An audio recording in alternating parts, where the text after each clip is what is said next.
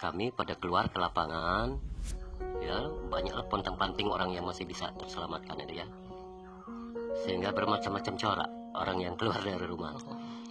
Ada yang sudah duduk di tugu pasar itu telanjang, maka itu seorang perempuan yang kami temukan. Kami berdua terbangun tabrak-tabrakan, sampai terjadi saya ini nabrak tiang kamar sehingga rontok gigi saya.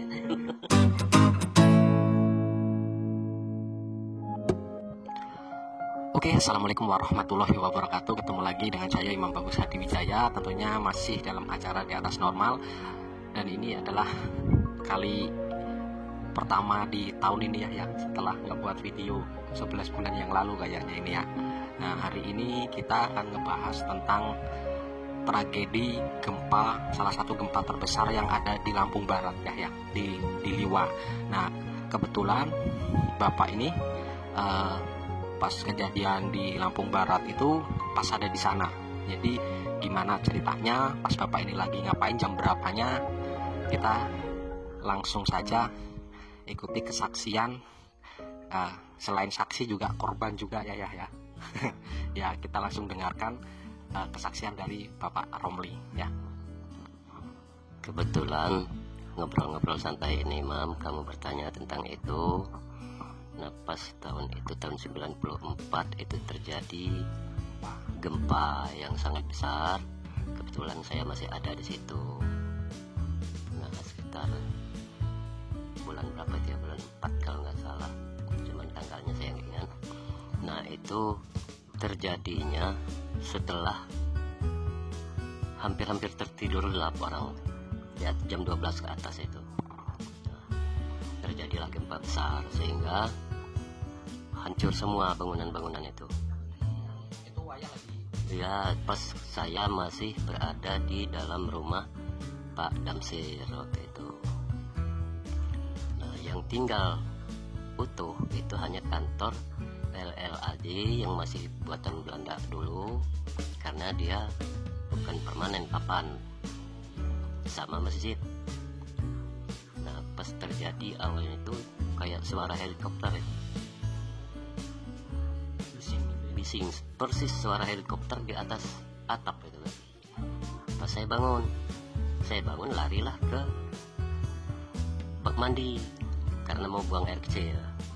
Nah, saya lihat bak mandi goyang airnya. Iya, goyang. Saya kembali lagi ke kamar, menggugah adik saya Abdullah Muluk. Lantas kami bangun.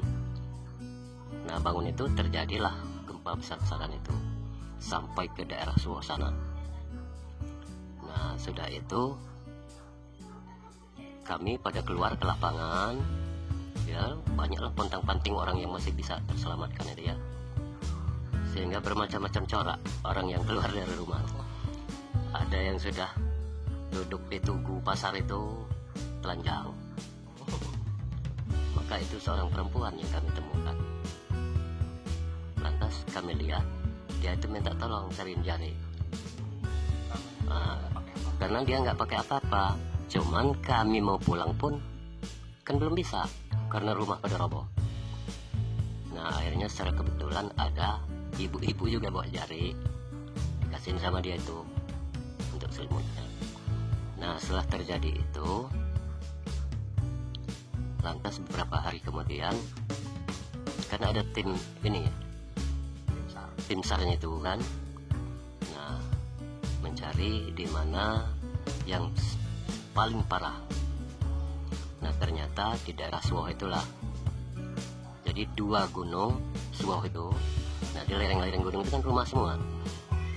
Itulah yang jadi turun semua gunung 2 itu, sawah-sawah tertimbun semua, berikut rumah-rumahnya tertimbun. Itu yang paling parah di Suwoh.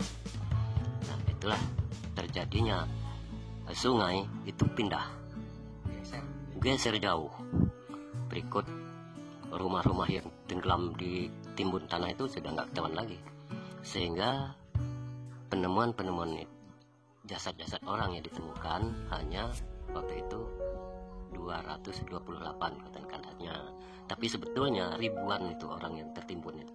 Karena nggak ketemu karena antara gunung sama gunung itu sudah menjadi satu longsor gitu. Nah, akhirnya apa? Itulah timbulnya Suwo itu menjadi persawahan lebar. Karena gunung itu sudah rata, airnya geser pindah, mungkin sekitar ratusan hektar ada itu sawahnya. Nah, udah lantas mulai lagi perbaikan rumah-rumah ya, ada yang buat lagi sudah pakai besi, sehingga kami betah kembali. Nah, kebetulan kami ini rumahnya di pinggir jalan di depan TPR itu. Nah, setelah itu setelah aman kami mulai lagi beraktivitas ya, cari sesuap nasi dong, gitu kan, berjuang dari Bandar Lampung kan. Udah aman. Nah, setelah aman baru menginjak tahun 95 Itu gempa susulan lagi. nah itu kami kayaknya kurang betah di Pasar Liwa. Kami bergeser ke Giham. Nah, ke Giham ini bulan 4 tahun 95 terjadi lagi gempa susulan. Trauma kita tahun 94 karena banyaknya korban itu masih belum hilang, maka terjadi lagi tahun 95. Itu kami sudah ada di Giham, sehingga orang-orang keluar aja pada takut. Padahal gempa susulan itu nggak terlalu besar, ya nggak terlalu besar, cuman 6, sekian skala liter waktu itu. Lucu di situ sebetulnya waktu terjadi 95. Gadis-gadis pun mau ke buang air besar, mau ke WC, minta temenin sama kita. Pintu isi nggak boleh ditutup. Ya terpaksa kita berpaling muka kan waktu itu. Nah, itulah cerita masalah gempa itu. Makanya setiap gempa kita nggak boleh istilahnya tenang-tenang kalau sudah pernah terjadi gempa. Kita khawatirkan ada gempa-gempa susulan kembali. Ya alhamdulillah kita juga walaupun cerita karena gempa, ya, terus terang aja saya dengan adik saya itu udah mau tidur lagi itu waktu gempa susulan. Suara lagi, suara helikopter itu kan di atas genteng, di atas seng itu. Sehingga kami berdua terbangun, tabrak-tabrakan. Sampai terjadi saya ini nabrak tiang kamar sehingga rontok gigi saya. Nah, itulah peristiwanya. Nah, saya ya pingsan sampai dibopong saya sama orang keluar. Kalau nggak dibopong keluar, ya mungkin tertimpa runtuhan. Itu yang 95. Oh, yang susulan.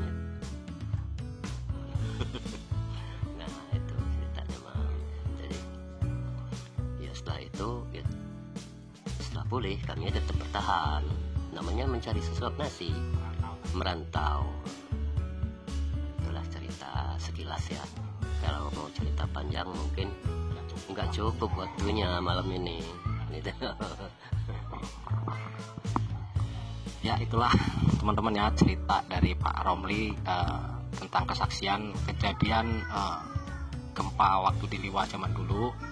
Nah, seperti itulah kesaksiannya, sampai-sampai nabrak tiang kan, sampai habis ininya, giginya sampai rontok. Dan juga banyak kejadian lucu, banyak orang yang sampai keluar rumah itu nggak pakai busana gitu. Yaitu sebagai pelajaran kita. Jadi itu kenapa kita kalau tidur itu tidak boleh tidak memakai busana ya. Memang diajarkannya seperti itu, ternyata ya itu hikmahnya seperti itu ya. Oke, terima kasih sudah menonton video kami.